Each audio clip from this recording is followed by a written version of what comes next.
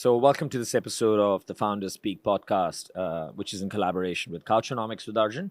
Joining me today, all the way from New York, is Dushyant. Dushyant works with Rosenblatt Securities, which actually he just told me is the largest broker on the New York Stock Exchange, right? Dushyant, welcome. Thanks for making time. Thank you, Arjun. My pleasure. Right. So we met less than 48 hours That's ago, right. right, at the Raffles Hotel where we were both waiting for a taxi, right? And I requested you to sort of come on this short 15-minute podcast, and thank you for accepting it. So, Dushan, the theme of this discussion is sort of consistent with, I guess, the overarching theme of SFF 2023, which is, I think, which is coined re-architecting the global financial system, right? Um, I'll just start with that. What does that mean to you? Sure, absolutely. No, thank you for having me on the show. So just setting the stage that I'm not an entrepreneur, right? I'm a banker, which means we do deals. Essentially in the private space, we also in the public market. But I've spent the last 28 years of my career in financial services. I'm not a technologist, but I've spent time around technology, understand technology extremely well. I think over the last 10 years that I've been involved in, like first 20 years of my life, technology was absolutely, I could see it, a very important role in financial services. But it was basically running infrastructure at the back end. And with the internet in the late 90s, there's been a massive innovation on the distribution end, user experience, and the way we approach and interact with technology. So the computer mainframes that IBM built will go back in the 60s, the mainframe application. So we always had technology. But I think what's changed is a couple of things. One is technology in the front end interacting with the consumer, both retail or institutional. That has dramatically changed. Secondly, the cost of computing, cost of all kinds of technology, putting technology powerfully in our hands, that has changed the game, miraculously. The third element is, I think, the entire financial industry, at least in the West, at least in North America, and parts of, let's say, the asset management business, is big institutions, big brands, massive regulation, fancy buzzwords, impressive looking people that have basically kept everybody else out. Okay. And last 15 years, thanks to whether it's Silicon Valley or other pools of capital, entrepreneurs, technologists have set their eyes on our industry and say, we are coming for you. And we are going to break in. We're going to break down those walls and do the four basic financial activities better. And all this mumbo jumbo, let me just keep it very straightforward. Those four basic financial activities haven't changed for thousands of years. First is you got to pay somebody. Second is you want to either, borrow or you want to lend some money. Third is you want to invest. And fourth is you want to pool risk and insure. Those four basic, any fancy financial activity can become brought down to those four elements. And what is happening now is that technology companies with technology investors, bankers like us, even though I'm part of the industry, but I'm facilitating people that are coming from the outside, are approaching financial services and saying, this could be better. Okay. And there is huge amount of incentive to make sure that those technology guys don't come in. And I think the walls have broken down, and people like Jack Dorsey from Square, just one example, have built businesses that are technology first, banking second. That doesn't mean that we're not talking about disrupting banks and all of that. That's just hyperbole. But it's broadly saying that we can do finance better. And I think what MAS in Singapore has done is taught the world that we can do that better by bringing a third element in, which is government and policy. And that is actually quite unique about the Singapore FinTech Festival, the regulatory and policies piece. I speak at a lot of conferences and I'm at events like in North America. The biggest FinTech conference is Money 2020. Yep. But it's led by a private sector. You might have the occasional regulator, but it's not a policy discussion. So I think bringing that policy element of it in, and I think regulators, in part driven by politicians, realize that people want a better financial life.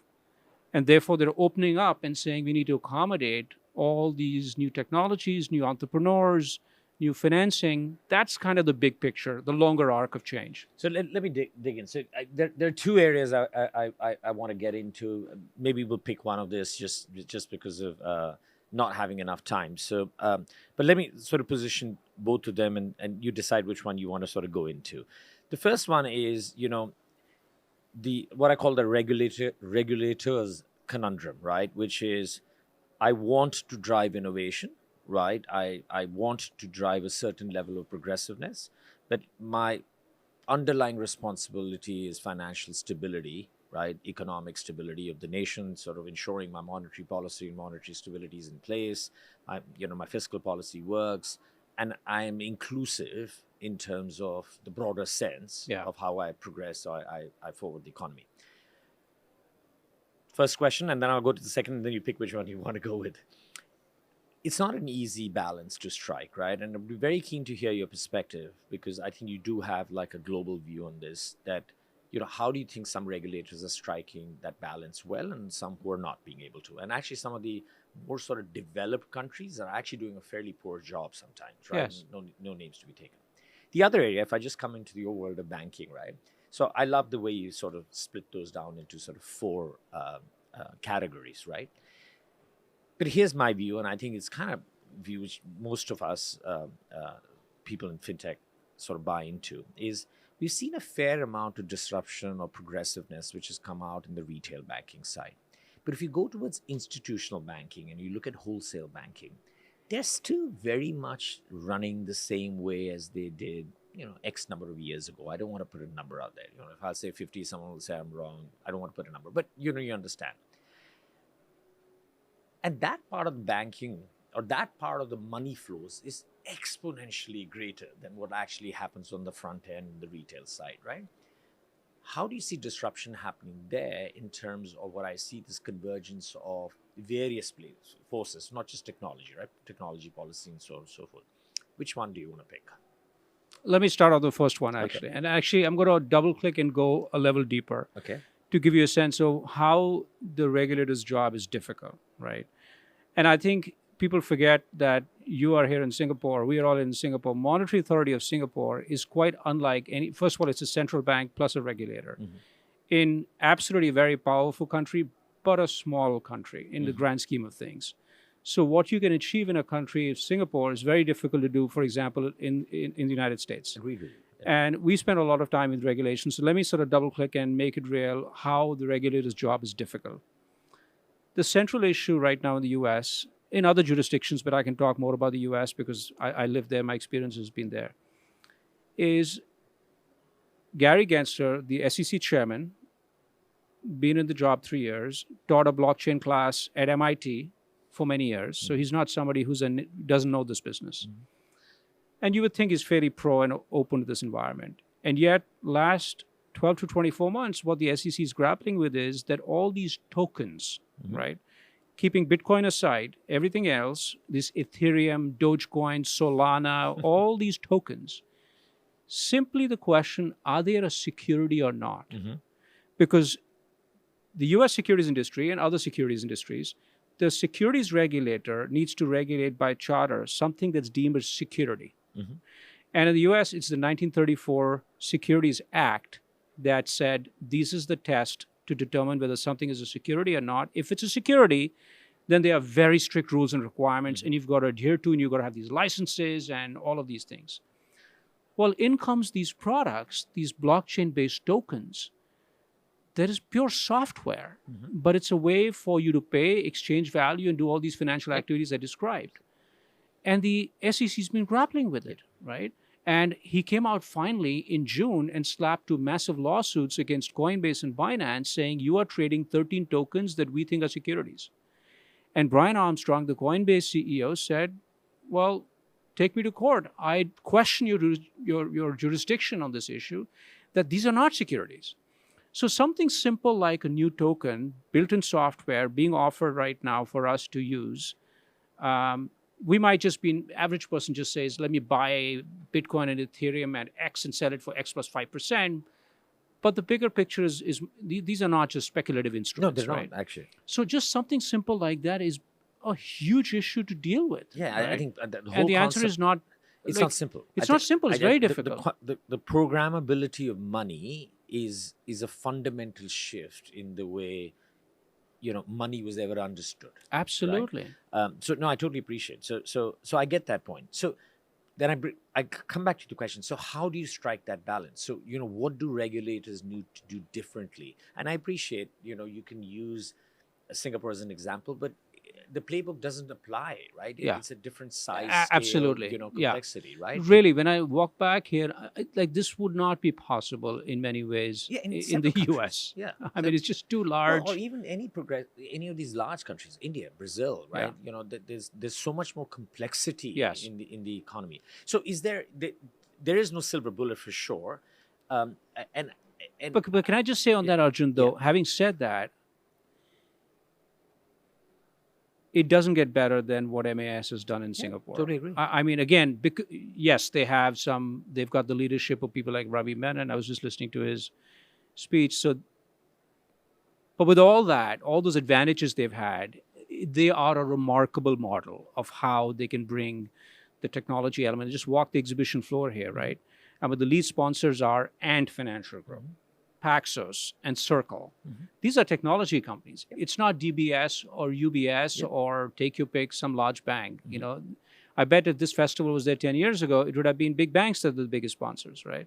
So I think first of all, so I don't have an answer to that. Okay. But I think what MAS is doing is basically a beacon of hope for the rest of the world. And you can see Dubai, where you live.